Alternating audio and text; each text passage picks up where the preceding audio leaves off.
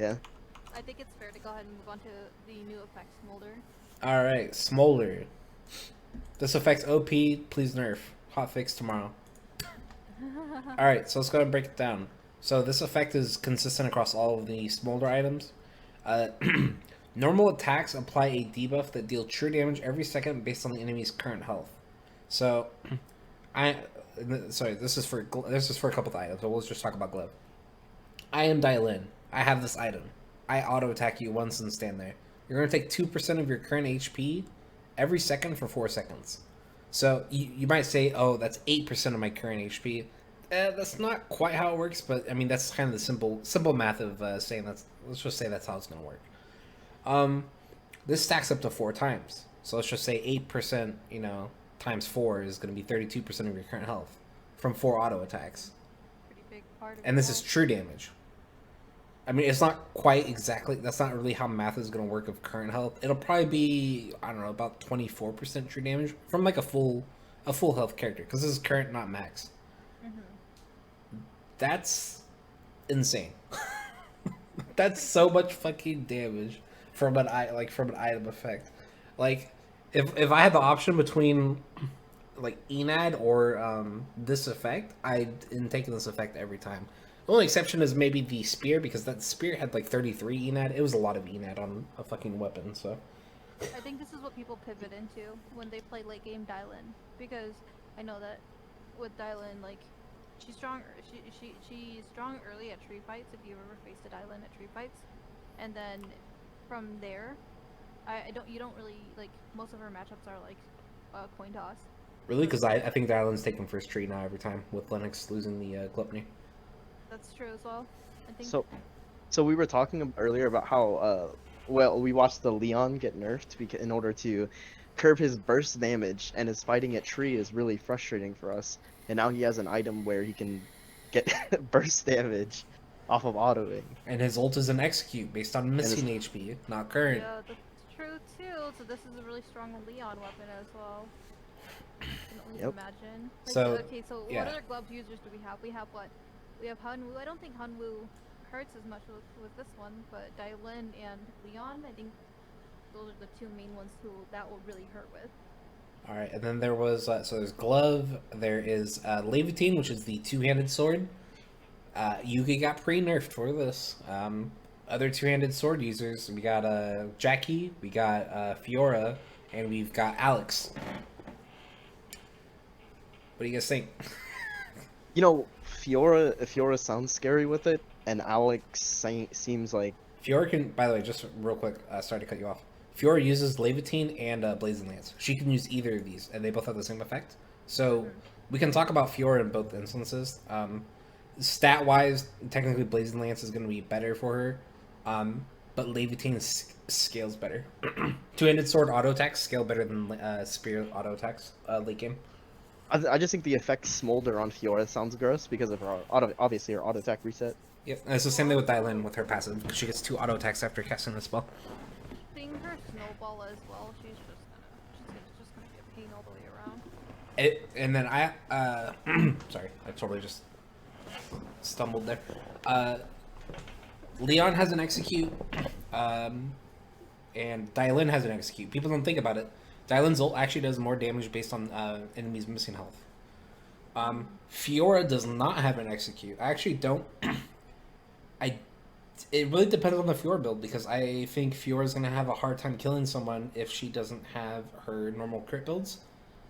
So usually with her crit build, she's killing people in like 2.5 seconds. So I actually don't know how good this is gonna be, because even if you go Spear Fiora, and let's say you go like a tank build, you really are kind of relying on your team, because her spell damage is not very high. So you're just kind of like slapping people with like weak autos, because these items no longer give Enad. It's just the current health, and then when someone's low, you might actually have a hard time killing them.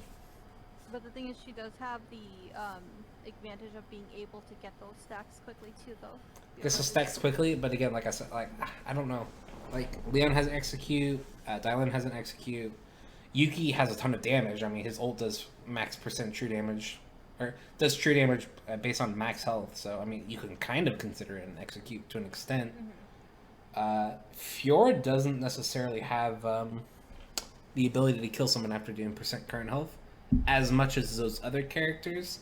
We'll see how it plays out, but like, because if you're going crit Fiora, right, you're generally trying to kill someone really quickly. This item is great though for fighting longer engagements against tanky characters. Because crit, you're not going to kill a 4K HP Jukai with your crit build like super quickly, right? So this is still going to be good if you're going crit plus like just a weapon change. I think it'll still be fine. But if you're trying to go like tank and you're like, I'm just going to bleed people to death, Fiora doesn't necessarily have the damage to kill someone after that, in my opinion. We're gonna have to see how it goes. I don't think Alex will be quite. I don't think Alex has an execute either, so I don't really think this is something huge for him either. I think Alex actually has more spell damage than Fiora though, and That is true. more in and out than Fiora. Kind of like I think Alex will play similar to Yuki, but like with a different kind of ult. He can't really execute people like Yuki can, but he can definitely like sustain a fight in a similar way that Yuki can. And that new duration of his Eve might help a little bit too. All right, are we gonna see Levitine two-handed sword Jackie? He, No. Bleeder I Jackie, think- come on. that's true. She can get the stacks off. I don't know how. I don't know how it's gonna happen. I think that all the Jackie players are gonna have to play her first and do some testing, and see how that comes out. To be honest. All right, so that's enough on Smolder. I think we covered all the characters that can build these items. I think we can go and move on to focused impact now. Focused impact. So we got two-handed sword. Shoot, I don't have like the list right now. So we got a bat that has a guaranteed crit, two-handed sword that has a guaranteed crit. This is a VF two-handed sword, so not like a normal one. I believe there was a hammer. Oh yeah, Weight of the World. They removed the crit chance and then added a guaranteed crit every 4 Trying to seconds. make people auto attack. Meteor Claymore has the guaranteed crit. Fragarak has the guaranteed crit. That's right. I wanted to talk a little bit about that one. And I think that might have been it. So let's go from top down, I guess. Fragarak. You guys are familiar with the attack power builds that Kathy does, where she just relies on her old dagger skill, because the dagger skill gives a guaranteed crit as well. Just stack attack power, and Fragarak gives a ton of attack power compared to other daggers. I think the highest dagger besides Fragarak is Vibro, and I think it's 55 attack power. So Fragarak's like a huge upgrade. And crit is yeah. Anyways, and this the cooldown of this is every 3 seconds. So it's actually relatively quick uptime for if you're building Crit of the Night and not a ton of crit chance, and just kind of more attack power items like Sheath, which give you, or sorry, not Sheath, because you have Crit of the Night. Things like Seen a lot of quiver Kathy. like Rocker's Jackets, things like that. They Yeah, give that's like true attack too, yeah. There's actually a Jackie build that's really strong right now that you go factory and go into Uptown and then you just murder everyone in Uptown. with a fiber blade. Yeah. Yeah, it's called Jackie Town. It's the yeah, nickname. yeah, you don't go there anymore. No one goes there. And then we haven't really been seeing a ton of Suas on this patch. Do we finally see Suas now with Weight of the World? The answer is maybe. Maybe. I think so. Do you think this actually? So remember how they nerfed her passive to not do as much free damage? Right. Do you think this actually more than makes up for it? Yeah, absolutely. After she gets done with her combo reel, she has a crit. You're hitting for empowered autos, you're hitting your spells, and then you can crit after you're done hitting your empowered autos. It seems like a lot of damage. Bat. Let's talk about this bat real quick. Kind of as a whole, we don't necessarily have to focus on impact. It's a bat that gives 100 attack power and a guaranteed crit. That's it. It's just 100 attack power and then a guaranteed crit every 3 seconds. Bat characters are Barbara, Luke, and Magnus. Best in slot for each character. Barbara is Spy Umbrella currently. Magnus, if he goes bat, it's actually Spy Umbrella as well. And Luke is Mallet. Mm-hmm. Is this replacing any of those best in slots? I don't think so. I think that you could build it on Luke and have some interesting builds with using the that and Creed of the Night. But other than that, I don't think it replaces it as far as like strength goes. I don't really play bat users, but I can't really see anyone really actively building this. Um, and like even if if like Magnus builds this, like it might just be for routing purposes at most or something like that. But even then, Spy Umbrella is what I believe Spy Umbrella's 3-zoner, anyways. Correct. So So yeah, the interesting question is how good are Magnus's and Barbara's attack power scalings? Because interesting stat, Barbara is her highest win rate bat is still Monkey King Bar because that bat gives 135 attack power, so it doesn't even matter getting the flat scale amp from Spy Umbrella because the attack power is almost triple. So the question is 100 attack power better than Spy Umbrella? And because I mean, her E gives her move speed. I mean, she can walk up to people. She wants to stay next to people. I mean, surely you're gonna auto attack at least once, right? I mean, maybe. And then Magnus. I mean, his W has a shoot. I think they pre nerfed his W damage on his attack power scaling. So, I mean, you can stun people. You auto attack them once. I mean, it's not super hard to like auto attack people while you're after you're done casting your spells. So I think it's just a math thing based on what their attack power skills are. I think Luke will always be Mallet because that thing gives 85 attack power and 50% attack speed with Grievous Wounds on its auto attacks. So I think it'll always be his best in the slot.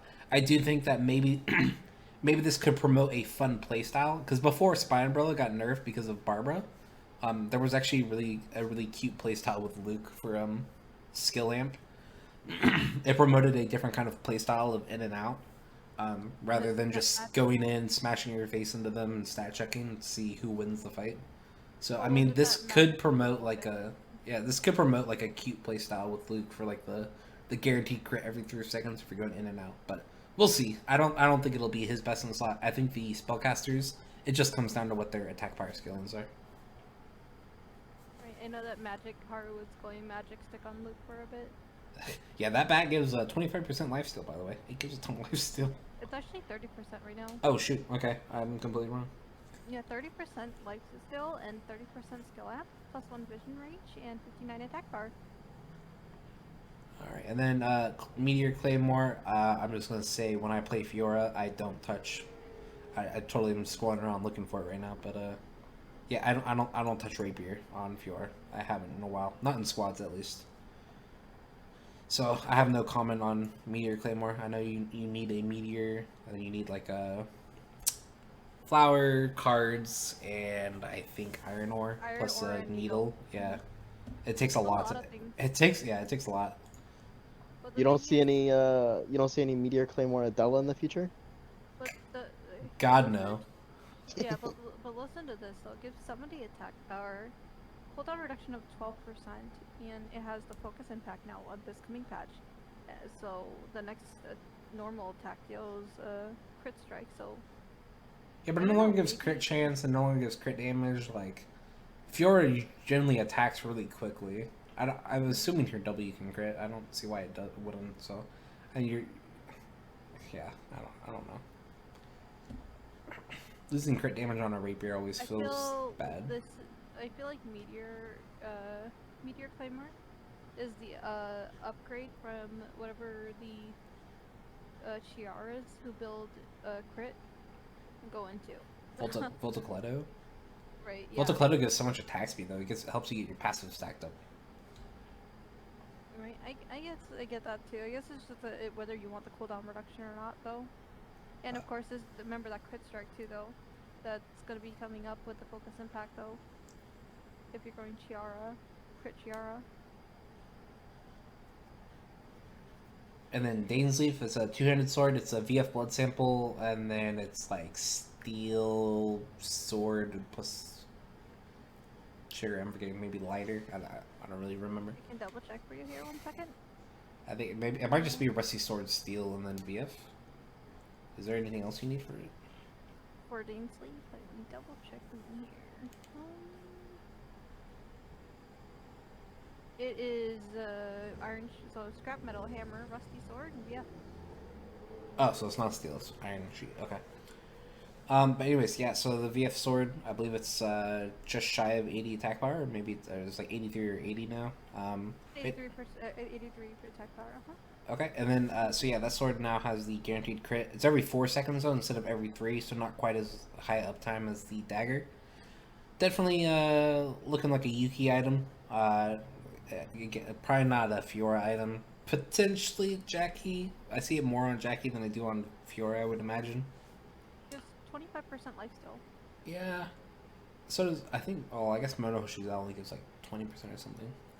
Minohoshi Zao, which is epic, gives 22% lifesteal. Yeah. If you're gonna go lifesteal, two-handed sword on Fiora, you're probably building Mono. But anyways, yeah, Yuki. I mean, this seems kind of really good. I think this is potentially the reason why they took 40 damage off of his Q for just having a guaranteed crit. Just slide in, attack Q, slide out, or not slide out, but kind of walk away. Wait 4 seconds. You're kind of just waiting for your W and E to come back up while you're just healing up, and then you slide back in, attack people again. Kind of just how his playstyle is. You slide in and out in solos.